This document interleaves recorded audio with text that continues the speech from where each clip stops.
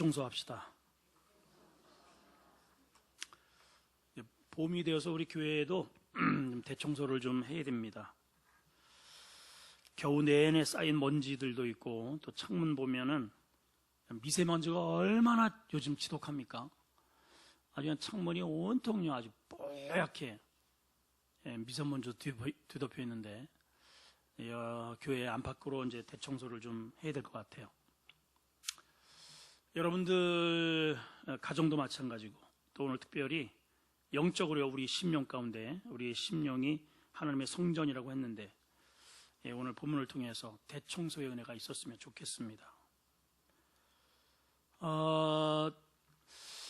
제가 기분이 좋을 때가 언제냐 하면 이제 아침에 일어나서 이제 새벽 예배를 마치고 잠시 올라가서 좀 쉬었다가 이제 우리 교육자들 출근하기 전에 먼저 한 바퀴를 쭉 돌아보고, 또 물고기 밥도 때로는 이제 주고, 이렇게 등등등 이렇게 하면서 교회를 이렇게 깔끔하게 이렇게 정리해 놓고 사무실에 들어갈 때가 기분이 제일 좋아요.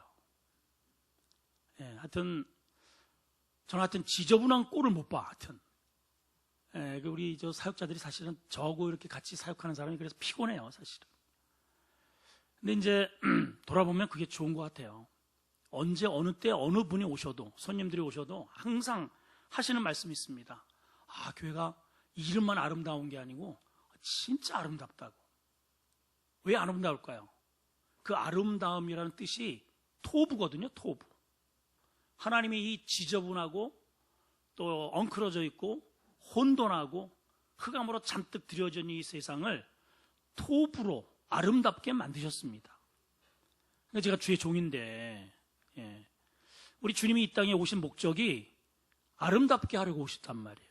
헝클어지고 무질서하고 눌려있고 이런 것들을 전부 다 내어몰고 십자가로 대청소하러 오셨습니다. 사실은 여러분, 오늘 대청소의 역사가 한번 일어났으면 좋겠어요. 그래서 여러분, 이게 좀 습관화 되어야 됩니다. 집에서도 그냥 이렇게 자고 일어나는 자리 몸만 쏙 이렇게 굴만 이렇게 빠져오고 다 밥만 먹고 그냥 쏙쏙 이렇게, 직장에 가서도 내가 꼭 우리 교회에서도 보면 자기가 마신 컵도 안 치우고 그냥 하는 사람이 있어요. 좀 문제가 있습니다. 절대로 그러시면 안 돼요. 여러분들이 앉은 자리에 그 휴지를 도대체 누가 주스란 말이에요. 누가 주세요, 여러분. 내가 치워야지. 여러분, 누군가가 내가 이렇게 두고 가면 누군가가 그걸 대신 누가 쳐줘야 되잖아요. 나는 기분이 좋을지 모르지만 그 사람은 치우면서 이 사람 욕합니다. 그렇게 되어 있어요, 여러분. 그러나 내가 누군가를 서 봉사하면 그건 심는 거예요. 하나님께서 그거는 복 받을 일이죠. 자, 오늘 대청소에 관련된 이야기인데 이거 설교 많이 들었죠. 그렇지만 다시 한번 말씀을 되새기면서 다시 한번 우리 여러분 가정서부터 우리 교회 환경도 마찬가지지만 우리 심령이 바로 하나님의 성전이기에 우리 심령의 대청소의 역사가 이루어졌으면 좋겠습니다. 주보사항에는 좀 제가 표기를 잘못했는데 마가복음 몇 장으로 되어 있어요? 11장인데 15장으로 되어 있죠. 25절까지인데 오늘은 19절까지 말씀을 좀 살펴보려고 합니다. 자, 이제 그들이 예루살렘에 들어가니라. 14절과 18절까지는 고난주간이 시작되는 가운데에 이제 오늘은 월요일에, 원력으로 보면 월요일에 해당이 되는 날인데 성전 정화에 관련된 내용입니다. 이 성전 정화에 관련된 내용은 이제 내용이 그만큼 중요한 사안인 만큼 마태복음 21장에도 나오고 누가복음 19장에도 나오고 요한복음 2장에도 나옵니다. 그런데 이제 요한복음 2장에도 올라가셔서 성전 정화의 내용들이 나오는데 이 내용과는 다른 내용이에요. 그러니까 그거는 초기, 예수님 사역의 초기에 있었던 내용이고, 복음서 가운데 마태, 마가, 누가 이 세 가지의 내용이 병행 구절로 그 가운데 우리가 읽은 마가복음의 내용이 좀 더 세세하고 디테일하게 잘 소개가 되어 있습니다.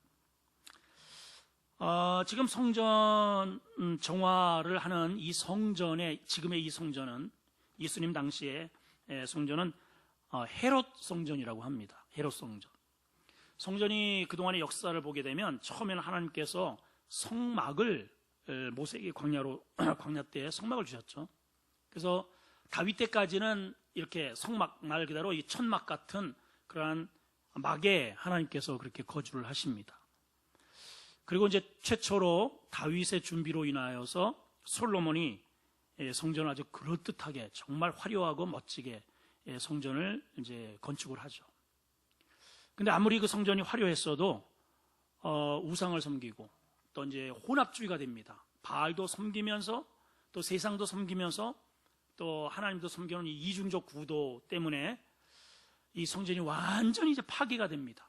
완전히 짓밟히고 그 안에 있는 모든 기명들이 다 이방 땅에다가 다 이제 가져가 버리고 성전에 있는 모든 이 금맥기 이런 거 다 박박박박 긁어서 다 가져가. 그러니까 아주 초토화가 된 겁니다.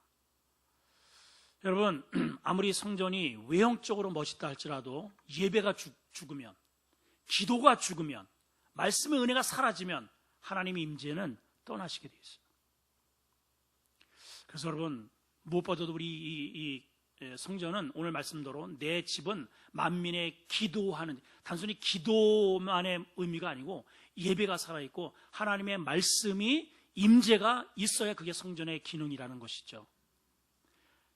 그렇게 해서 이제 성전이 처음에 파괴가 되어서 70년 동안 성전 없는 예배를, 어떤 눈물의 예배를 그렇게 디아스포라 전 세계에 흩어져서 하다가 이제 다시 돌아와서 수룹바벨에 의해서 그냥 거기 보면은 야산, 처음에 솔로몬이 지을 때에는 백향목으로 지습니다. 백향목. 저 시돈 땅에 있는 그러한 두로왕이 아주 막 기가 막히는 그냥 나무, 향이 나는 그러한 나무로 공수를 해가지고 정말 너무너무 아름답고 멋있게 졌는데, 두 번째 지을 때는 너무 초라하게 지었어요. 초라하게.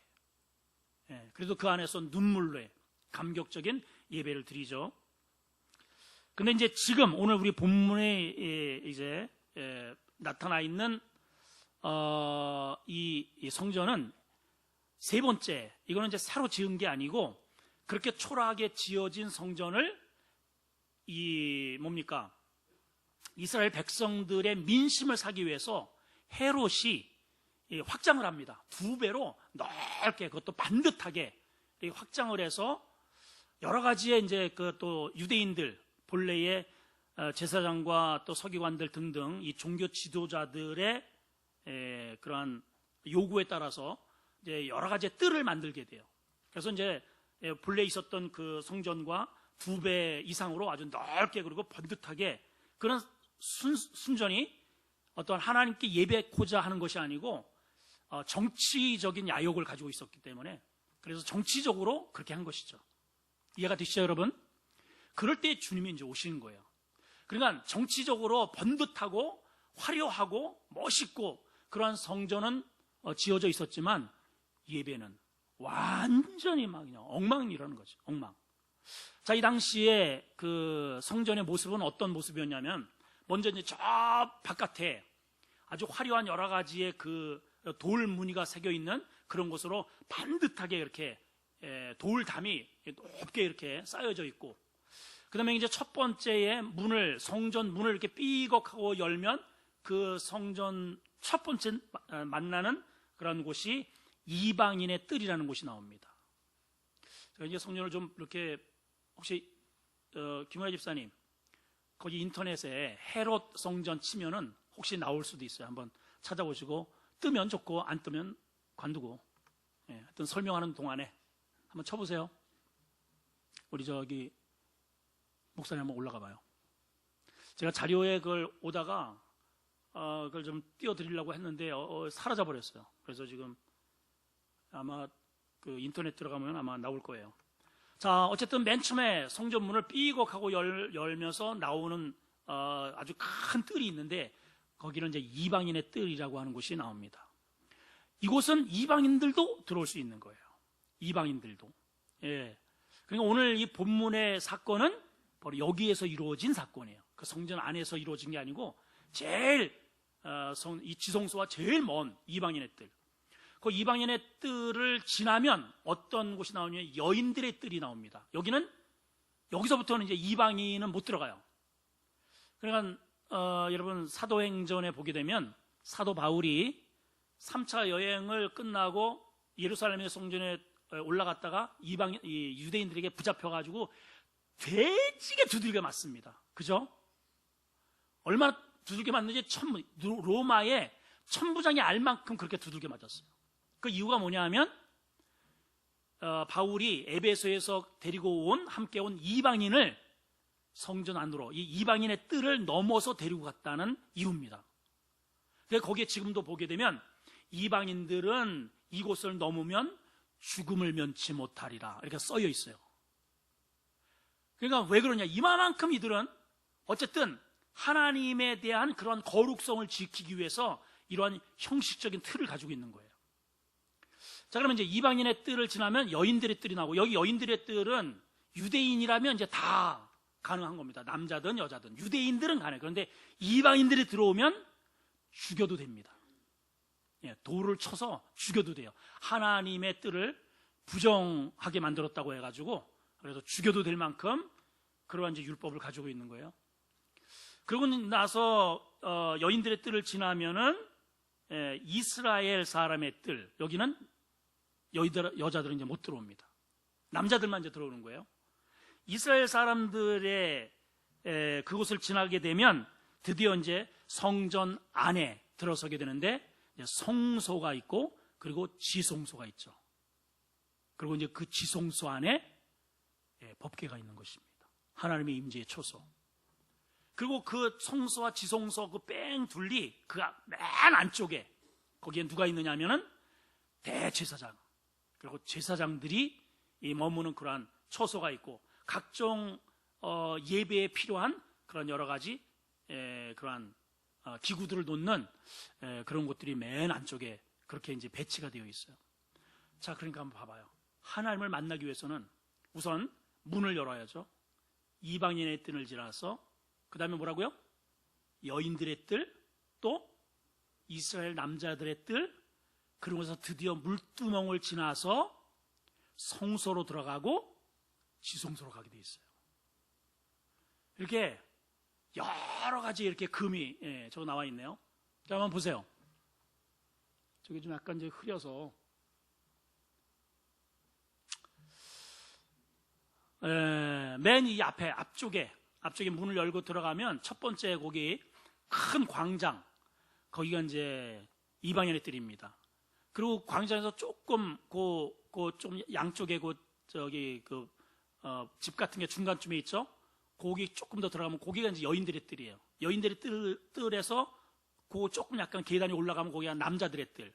그리고 맨 안쪽에 저 큰 집 같은 게 성소와 그 안에 지성소가 있고, 성소와 지성소 그 뺑 둘리에 여러 가지 도구들을 놓는 그러한 창고 개념도 있고, 이제 제사장들이 거기에 거주하는 것이죠.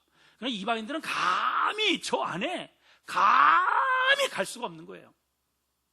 감히 여인들의 뜰만 가도 그냥 죽어요. 그러니까 예수 그리스도의 보혈의 은혜가 아니면 하나님을 우리는 인간은 도저히 만날 수가 없는 겁니다. 도저히 못 만나요, 여러분. 도저히 못 만납니다. 그냥 우리가 이방인이잖아요. 우리가 어떻게 하나님을 만나요, 여러분? 이게 은혜인 거죠. 할렐루야. 이게 은혜입니다. 이게 보통 은혜가 아니에요.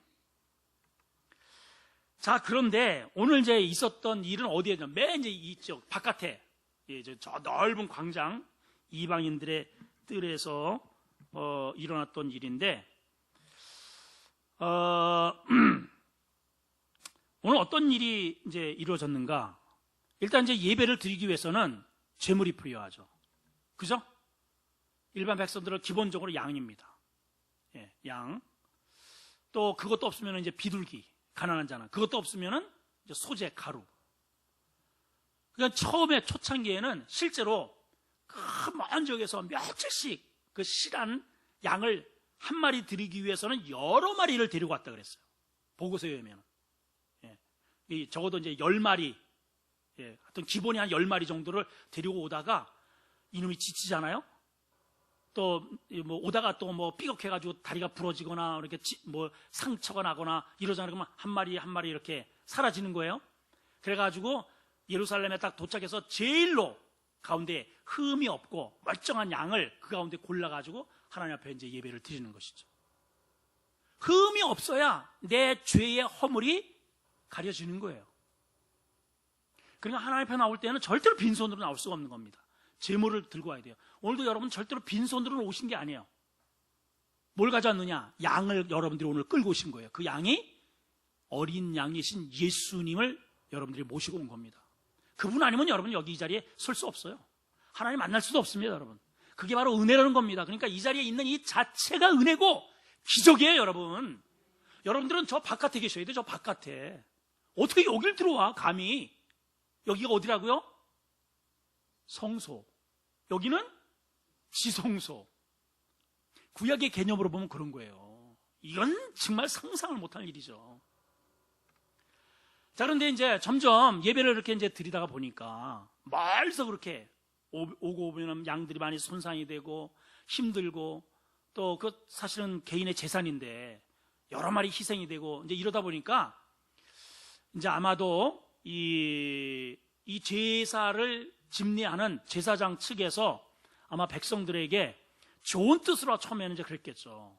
백성들아, 그렇게 하지 말고 이 성전에서 이 이방인 저 뜰에서 가장 실하고 좋은 양들을 선별해서 팔 테니 끌고 오지 말고 여기에 와서 구해라. 그랬더니 할렐루야, 감사합니다, 성은이 만극하여이다. 처음에는 그랬겠죠. 얼마나 좋겠어요. 이제는 전에는 그렇게 멀리서 며칠씩 그냥 왔다 갔다 하면 적어도 한 달, 두 달이 걸린단 말이죠. 그런 번거로움이 이제 사라지게 된 겁니다. 근데 이제 보세요. 처음에는 그렇게 좋은 의도로 이제 그랬다가도 이게 더군다나 이방인의 뜰에서 이런 상회의가 벌어지려면은 누가 허락이 돼야 돼요? 대제사장이 허락이 돼야 됩니다. 당연히 그렇겠죠. 그러니까 이게 점점 이게 돈이 되거든요. 이게 그렇게 허락을 해주는 대신 거기에서 일정 부분 양을 팔고 난 어떤 세금 쪽으로 이 대제사장 가야바와 또 그 장인 안나스가 있잖아요. 이게 쏠쏠이 돈이 들어온단 말이에요. 야, 이거 봐라. 적어도 여러분 이 6월절이나 어떠한 이스라엘은 3대 절기가 있으니까는 6월절 그 다음에 나팔절, 초실절, 그 다음에 장막절, 이 세 절기는 1년에 항상 드려야 돼요. 절기일 때마다 적어도 200만에서 250만 명이 북적북적 돼요. 저쪽은 저기에 많이 북적북적 이 하나님 앞에 예배 드리기 위해서. 그러니까 양을 적어도 그렇게 모여드니까는 이 양이 적어도 100만 마리 이상이 필요한 거예요. 한번 환산을 한번 해보세요, 여러분. 돈으로. 이게 장사가 되잖아요, 이게. 그러니까 이제 나중에 어떻게 됐냐 하면 자기가 그렇게 멀리서부터 그렇게 가져온 사람이 있겠죠. 그죠? 이런 사람은 멀리서, 이거는 이 양이 멀리서 오면서 그걸 트집을 잡는 거예요. 여기 스크래치 났네. 여기 코가 깨졌구만. 여기 털이 뽑혔잖아. 그래가지고 결국은 통관해서 다 불합격 처리를 해버린 겁니다. 그리고 그 안에서 판매하는 것만 거기다 일부러 히프에다가 도장을 꽉 찍어가지고 대제사장이 허락한 양. 그래서 비싼 돈을 주고 사게 만들었어요. 바로 그게 예수님이 이 성전에 들어가셨을 때에 실제로 이루어졌던 일이었던 거죠. 그러니까 이것 때문에 받는 그러한 그 세금이 어마어마한 거죠. 어마어마. 그래서 여기에 있는 이 상행에 이 장사를 하려 되니까 비싼 그러한 폐를 위에다가 바치고 여기서 장사를 하게 되고, 그 사람들은 또 돈을 챙길 수 있어서 줬고, 그래서 이러한 중간에 이런 브로커들이 등장하고, 그래가지고 대제사장, 그 다음에 거기에 일하는 제사장, 레위인들, 그리고 여기에 상행위, 이 모든 사람들이 다 이 사업의 동업자였던 겁니다. 그러니까 하나님 앞에 예배하고 제사하는 본질적인 그런 의미들은 사라지고 말 그대로 시장판이 된 겁니다. 시장판. 16절에 보시면 이런 말도 기록이 되어 있어요. 아무나 물건을 가지고 성전 안으로 지나다님을 허락지 아니하시고. 자, 이제 지금은 저렇게 반듯해가지고 조그만 이거 나와 있지만 사실은 성전의 이 양쪽에 보면 전부 다 비탈길에다가 그 다음에 성전으로 들어가고 저쪽으로 넘어가는 길이 그렇게 많지가 않아요.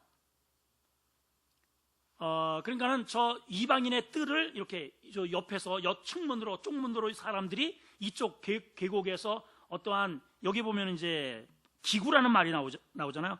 아무나 물건을 가지고 성전 안으로 물건이란 말이 나오는데 여기 물건이란 말이 원어로 보면은 스티오스라는 단어거든요. 이게 어떤 뜻이냐? 여러 가지의 연장, 세간, 뭐 다양한 그릇 이런 것들을 가리켜요. 성전 안에서 쓰는 게 아니고 잡다한 도구들입니다. 그러니까 성전 바깥에서 이렇게 이제 저쪽으로 넘어가기 위해서 이 성전 뜰을 이용을 하는 거예요. 그럼 여러분 봐봐요. 예. 그러니까 이쪽에서 저쪽으로 건너가기 위해서 아니면은 다른 길이 없으니까는 삥 둘리 가야 되니까 성전 안을 지름길로 이용을 했다는 뜻이에요. 여러분 이해가 되시죠? 그러니까 주님께서 아무나 물건을 가지고 성전 안으로 자기의 편리를 위해서 지나다니는 것을 허락지 않았다는 거죠. 목적이 완전히 상실된 것입니다. 실제로 예루살렘과 골짜기에 있는 감나산 사이의 지름길이 성전 뜰로 이용을 하는 데 편리했다라는 그러한 기사가 기록이 되어 있습니다. 그러니까 주님은 이렇게 시장터요 완전히 강도의 소굴이 되어버린 이 성전을 대청소하신 겁니다. 자, 어떻게 하셨는지 보세요. 15절을 보겠습니다. 시작. 그들이 예루살렘에 들어가 예수께서 성전에 들어가사 성전 안에서, 여기 이제 성전 안에서는 어디로 이해하셔야 되냐면 이방인의 뜰입니다. 이방인의 뜰, 거기도 성전인 거예요. 여러분, 성전 안에서 매매하는 자들을 내쫓으시며 읽으세요. 시작. 돈 바꾸는 자들의 상과 비둘기 파는 자들의 의자를 둘러 엎으셨다는 거예요. 예, 이렇게 돈 바꾸는 자를, 돈을 왜 바꿨을까? 대제사장이 어떤 이제 칙령을 내렸냐면 당시에 통용되는 돈은 로마 화폐입니다. 로마 화폐. 왜 로마 화폐가 쓰일까요? 예? 왜 로마 화폐를 쓰고 있어요 지금?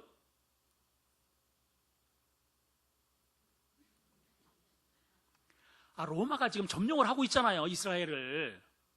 예?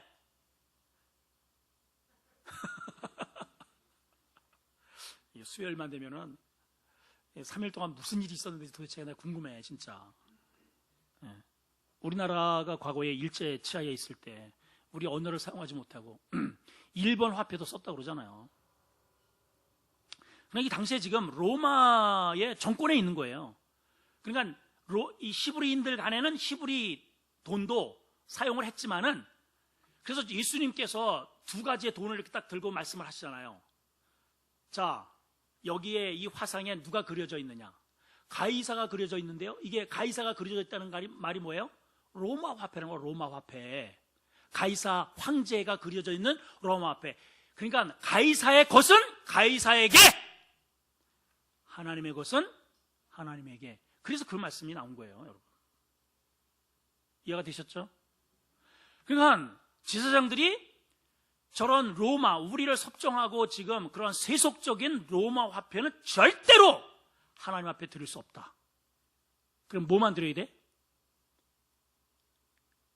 뭐만 드려야 돼요? 예, 이스라엘 화폐만 드려야 돼요. 히브리인들이 쓰는 거. 그런데 실제로 지금 시장에 통용되는 것은 뭐예요? 로마 화폐. 그러니까 평소에 자기들이 드리려고 품속에는 로마 화폐가 있는데 성전 앞에 이거를 들려다 보니까 이거는 받아주질 않아, 이 성전에서. 그러니까 어떻게 해야 돼요? 히브리 화폐로 바꿔야 돼. 환전을 해야 된단 말이에요. 그럼 급하게 가지고 하나님 앞에 예물을 드려야 되는데 이걸 환전을 하다 보니까 거기에 환전하는 그런 잡화상들이 쫙 있고, 그거를 환전하는 대가로 이 사람들이 이득을 취했고 거기 일부가 대제사장 가야바와 안나스에게 들어갔다 이 말입니다, 여러분. 자, 그럼 보세요. 지금 표면적으로 보면 이방인들은 너희 더러우니까 너희는 저 이방인 애들, 그 다음에는 유대인들은 여자들은 거기까지, 그리고 남자들은 거기까지, 그리고 오직 제사장들만 성소 안으로, 그리고 오직 대제사장만 하나님을 만날 수 있는 이러한 하나님을 거룩하게 여러 차례 이렇게 선을 그으면서 하나님을 위하는, 하나님께 거룩성을 지키기 위해서 그렇게 했는데, 실제로 뚜껑을 주님이 이렇게 딱 열어보니까 썩을 대로 썩었는데, 그 썩은 냄새가 문을 열수록 어디에서도 악취가 나요? 어디에서 악취가 나? 저 안쪽으로 들어가면 들어갈수록 더 똥 냄새가 나더라는 거죠, 주님이. 그래서 그러한 모든 상들을 주님께서 다 엎어버리고 비둘기 장사, 그리고 양들을 다 쫓아버리셨다는 것입니다. 대청소하신 거예요. 대청소.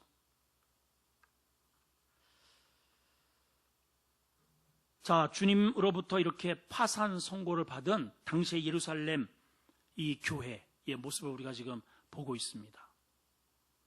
자, 이유가 뭘까를 한번 잘 봅시다. 이유가 처음에는 좋은 의도로 멀리서 오는 사람, 또 이렇게 급하게 하나님 앞에 예배하러 어쨌든 좋은 의도로 예배를 왔는데 히브리 화폐가 없어요. 그렇다고 또 은행에 또 환전소에 지금 갈 수 있는 시간 여유가 안 되고, 그래서 이들의 편의를 제공하기 위해서 처음에는 좋은 의도로 이것이 된 겁니다. 그런데 이것이 세월에 가다 보니까 본질은 사라지고 뭐만 남아요? 형식과 외식과 자기의 사리 사욕이 주를 이루고 있었다는 것이죠. 자기도 모르게 이렇게 타락되어 가고 본질을 잃어가는 그러한 거칠해한, 하나님께 예배를 드린다고 하는 그런 의도는 전혀 생각하지 않고 형식만 남아버린 껍데기에 너울을 쓰고 있는 모습을 보게 된다는 말이죠. 주님께서 교회 가운데에 그 계시를 보게 되면 7교회가 나오죠. 그 7교회는 오늘날 우리가 현존하고 있는 우리 교회, 그리고 우리 성도들의 다양한 그런 모습을 대변해주고 있습니다. 그 가운데 주님께서 사대 교회를 향해서 말씀하신 내용이 있습니다. 자, 읽어보시면 계시록 3장 1절과 2절입니다. 시작. 사대 교회의 사자에게 편지하라. 하나님의 7 영과 7 표를 가지신 이가 이르시되, 내가 네 행위를 아노니 내가 살았다 하는 이름은 있으나 죽은 자로다. 그 이유가 뭔가? 2절에 이렇게 되어 있어요. 시작.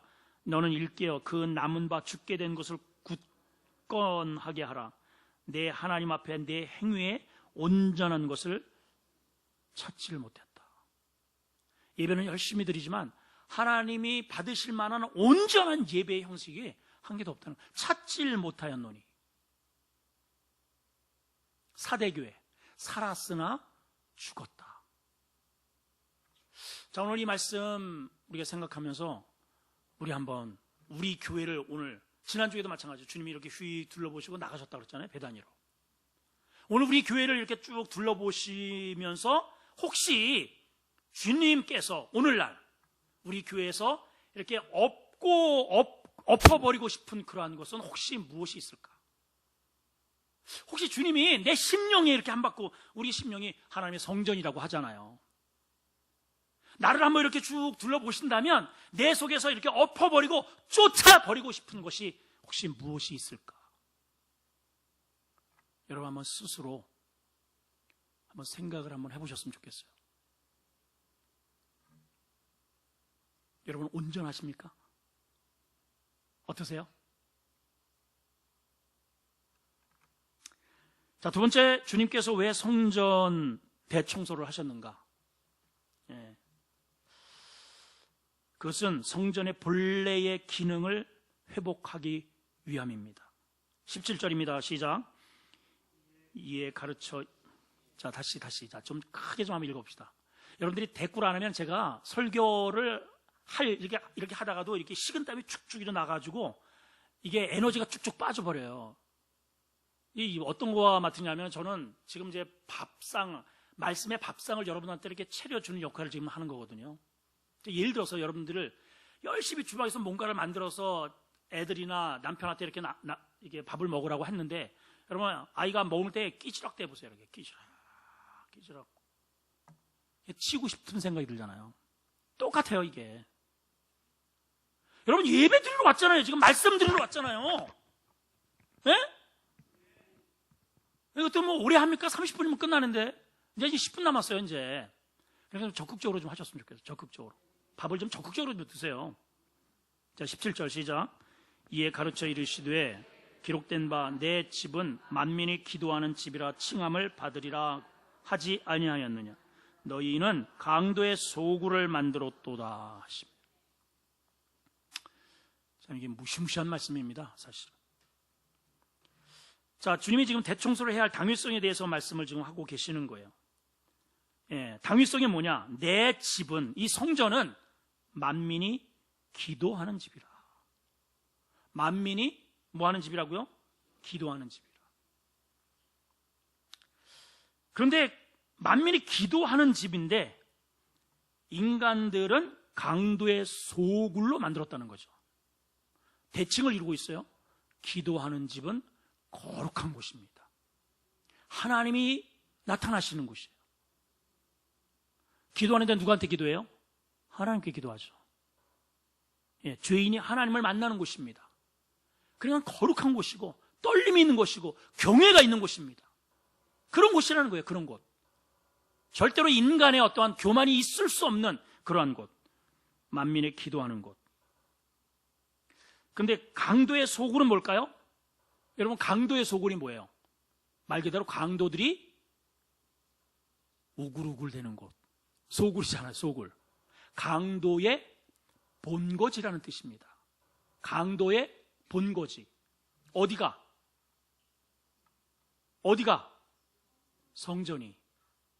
자, 그럼 성전 안에 지금 누가 있어요? 맨 그 안에, 이 바깥에는 이방인들, 그 안에 여인들, 그 안에 남자들, 그 안에 제사장들, 그 안에 대제사장. 이렇게 여러 차례 이들은 선을 긋고 여기는 정말 거룩한 만민이 기도하는 하나님을 임재를 만나는 이런 곳이라고 선을 그었는데 하나님은 뭐라고 지금 단정을 하고 계셔요? 주님이 강도의 소굴. 자, 여러분 제사장이 어떤 사람이에요?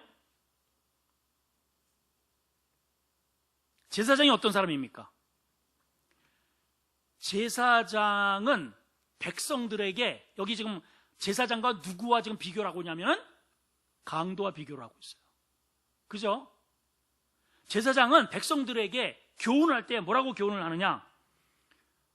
백성들아, 강도처럼 살지 마라. 강도처럼 살다가 하나님 앞에 혼난다. 이렇게 교훈하고 다스리고 다 이르는 사람이 누구라고요? 그게 제사장이에요, 여러분. 제사장.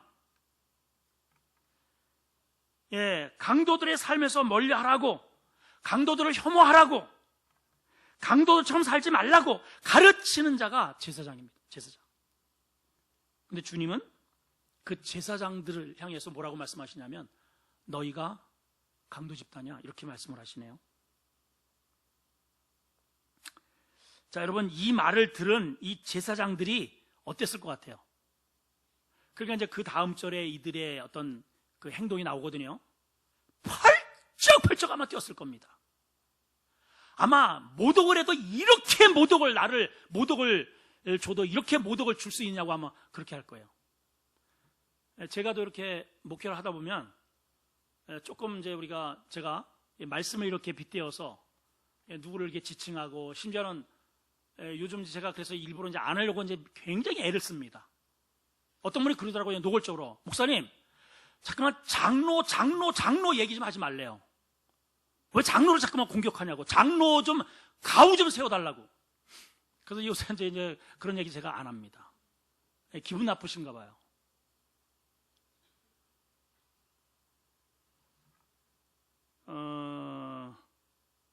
얼마 전에 실제로 있었던 일이잖아요.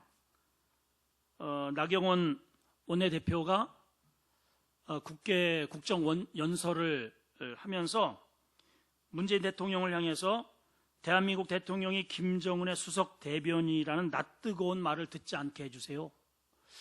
이 말을 했단 말이에요. 그랬더니 이제 그 여당 측과 또 다른 그 당내 원내대표 뭐 이런 사람들 막 그냥 단상으로 뛰어와가지고 그 발표를 저지하고 모독죄라고 이렇게 하면서 막 고소도 하고 아주 난리가 났었습니다. 난리가.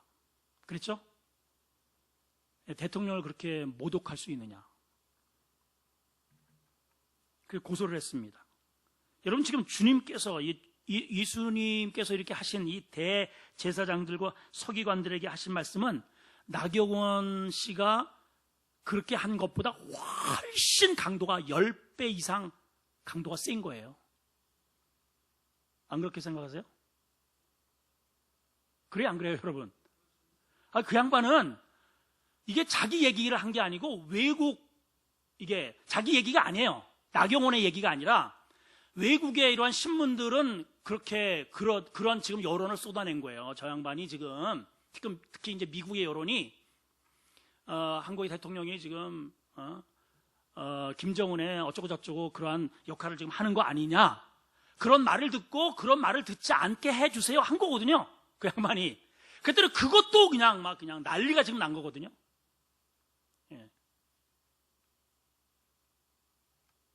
근데 지금 주님이 지금 이 제사장들과 서기관들에게 한 얘기는 아예 그냥 대놓고 그냥 막 해버린 거 아니에요?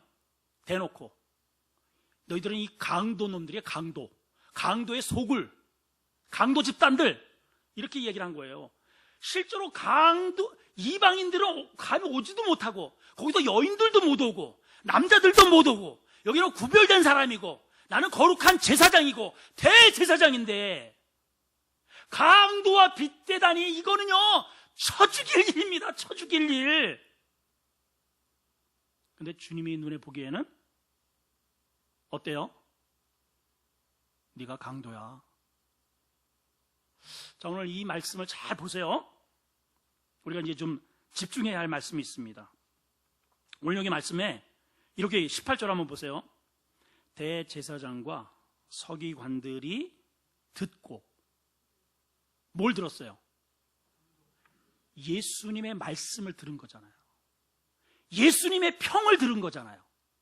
하나님의 음성을 들은 거잖아요. 복음이잖아요, 여러분. 그죠? 그렇지 않아요, 여러분? 여러분, 설교를 통해서 여러분 절대로 기분 나빠하시면 안 됩니다. 이건 하나님의 음성이잖아요. 하나님의 음성. 제가 그냥 여러분들의 인신 공격을 그냥 하는 법이 있어요? 이 말씀과 빗대어서, 그죠? 항상 그렇잖아요. 이 말씀과 빗대어서 적용을 하려다 보니까 거기에 예를 들어서 말씀에 이 바리새인들, 유대인들, 이 사람들은 모태신앙이고 옛날서부터 이렇게 보면은 오늘 이 교회 현장으로 보면은 그분들이 장로들이고 안수집사고 권사들이고 목사고 그렇게 제가 얘기를 하는 겁니다. 여러분, 그게 기분 나빠요? 그게 기분 나빠할 일이냐 말이에요, 그런 것들이. 만약에 이들이 이 예수님의 이 말씀을 듣고 그냥 자기들의 가슴을 찢으면서 회개했더라면 어떻게 됐을까요, 여러분? 한번 생각을 해보세요. 이 절체절명의 이 축복의 기회를, 이게 얼마나 축복된 메시지예요? 그렇지 않아요, 여러분?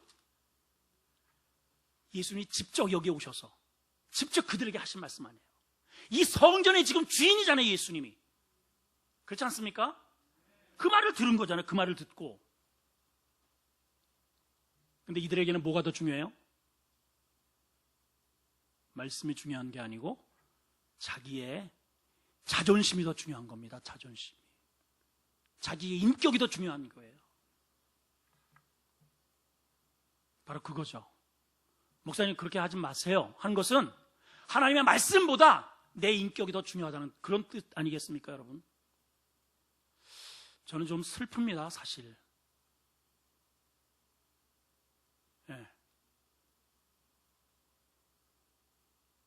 만약에 이들이 이 예수님의 말씀을 듣고 옷을 찢었더라면 어땠을까?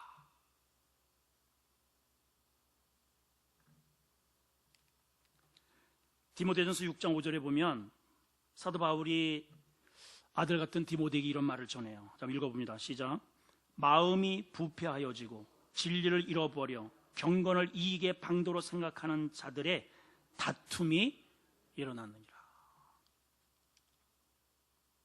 마음이 부패하고 진리를 잃어버리잖아요. 경건을, 이 교회의 여러 가지의 이러한 나에게 주어진 이러한 계급장들을 자신의 이익의 방도로 생각하는 자들은 결국 쌈박자가 다 끝난다, 그 말이죠.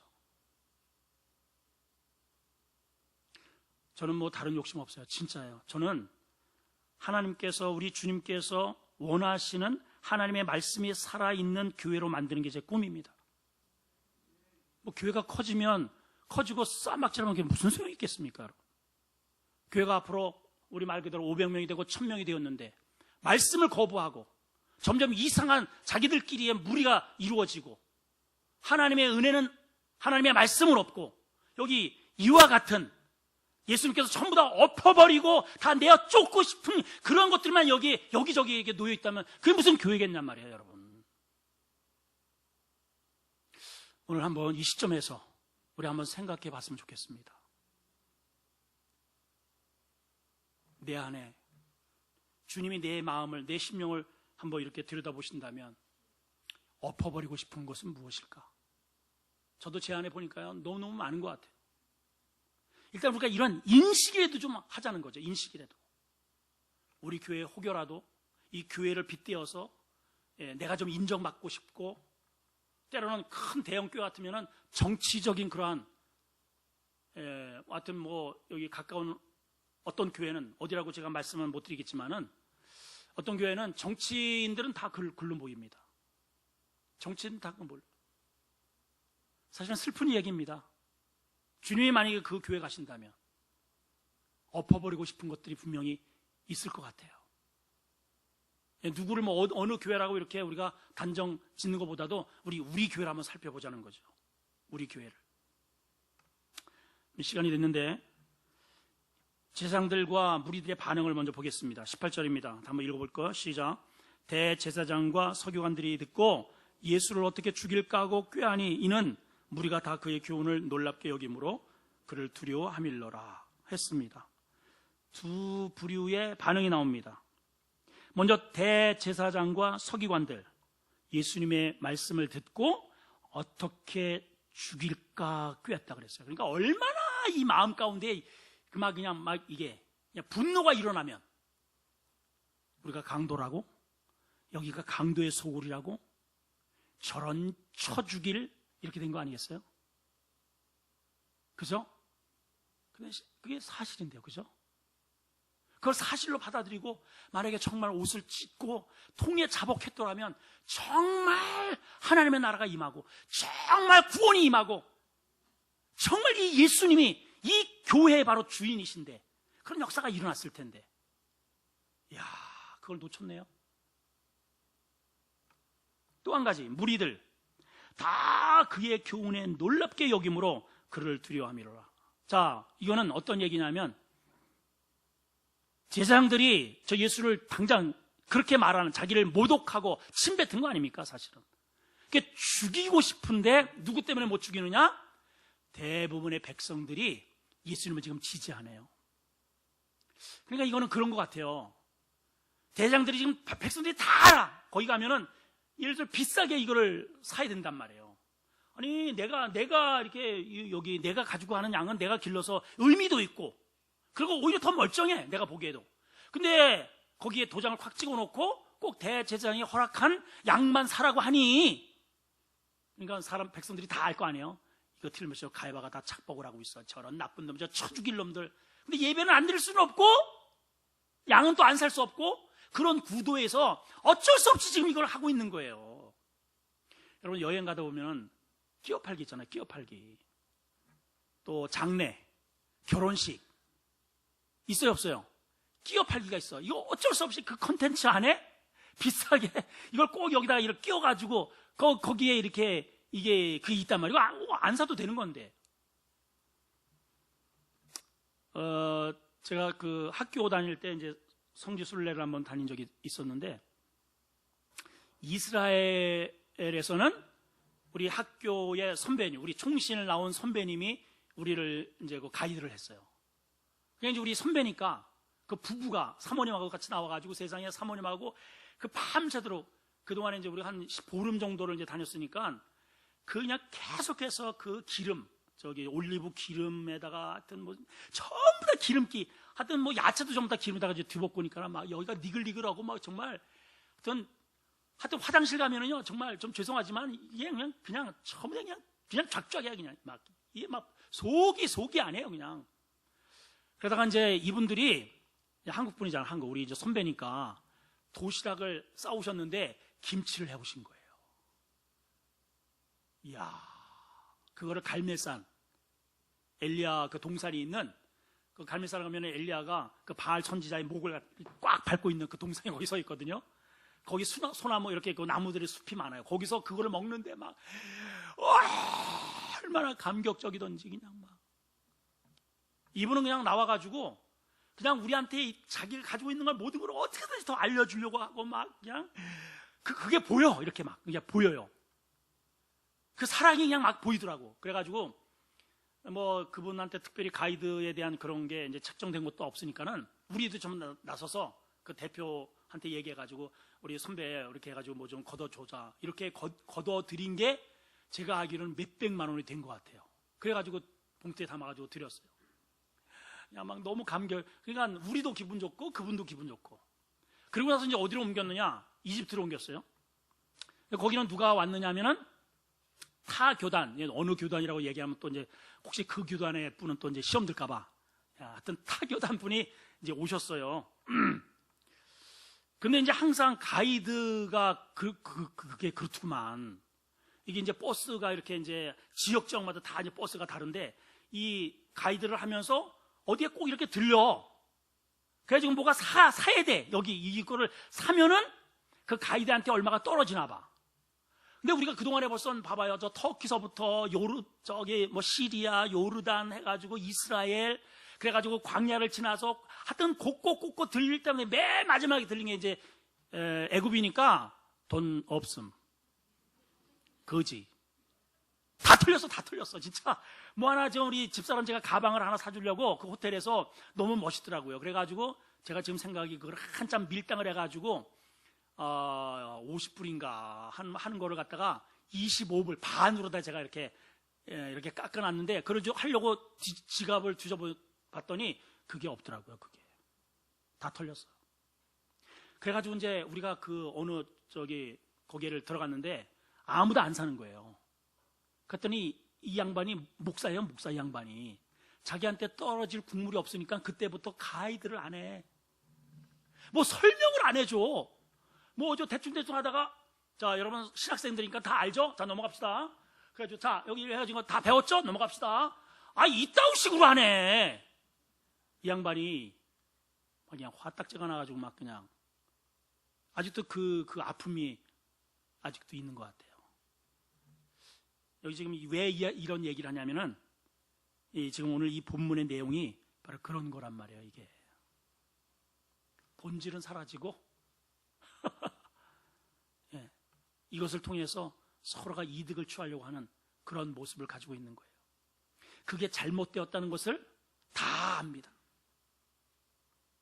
근데 예수님께서 그 일을 딱 터뜨리시고 하니까 대부분의 백성들이 박수를 쳐주는 거죠. 여러분, 우리 교회, 우리 당회든 재직회든 여전도회든 남전도회든 우리 교회에 암암리에 이렇게 서로 눈치 보면서 저건 아닌데 라는 게 여러분 혹시 있을지 모르겠어요. 여러분 누군가가 우리 예수님처럼 한번 엎으셨으면 좋겠어. 아닌 것은 아닌 거잖아요, 여러분. 그죠? 혹시 여러분 제가 고쳐야 할 뭔가 있으면 저한테 말씀하세요. 제가 한번 엎어버릴 테니까. 백성들이 그냥 주님 잘하십니다. 그러니까 이 대제사장들이 전부 다 거기에 이렇게 지지를 해주니까 죽이지를 못하고 있네요. 여러분, 정의에 대해서, 하나님의 공의에 대해서, 하나님의 기뻐하시는 일에 대해서 여러분 누군가가 불의를 엎으시면 하나님께서 지지자들을 여러분 보내주신다는 것 아니겠습니까? 저는 우리 교회가 그런 교회가 되기를 원해요. 하나님이 정말 기뻐하시는 교회, 하나님이 원치 않는 것은 그냥 과감하게 그냥 확 상을 엎을 수 있는 그러한 거룩한 용기, 거룩한 결단. 이게 계급에 올라가면 올라갈수록 자꾸만 눈치를 보게 됩니다. 분명히 저분한테 뭔가가 있는데 말을 못하는 거야. 말을 못해요. 여러분, 한번 만약에 그런 게 있다면 누군가 한번 과감하게 한번 상을 한번 엎으셨으면 좋겠어요. 그러면 장로님 잘하십니다, 권사님 잘하십니다, 수많은 무리들이 박수 쳐줄 겁니다.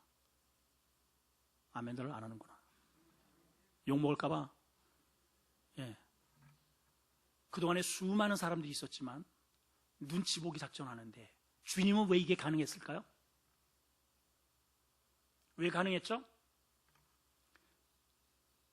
생각을 해봐요. 대답 좀 해봐요. 왜 가능했을까요? 주님이 왜 이렇게 하셨어요?